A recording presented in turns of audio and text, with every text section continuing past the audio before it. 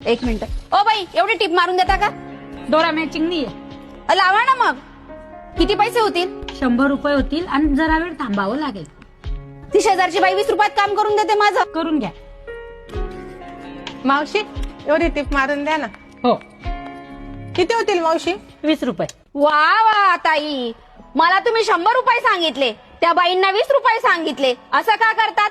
माणसं बघून रेट बदलतात वाटतं. शी, कसले वागतात लोक. श्रीमंत लोकांनी बघितलं तर लुटायलाच निघालेले आहेत. तुम्ही मला टीप मारण्यासाठी काय विचारलं? काय विचारलं?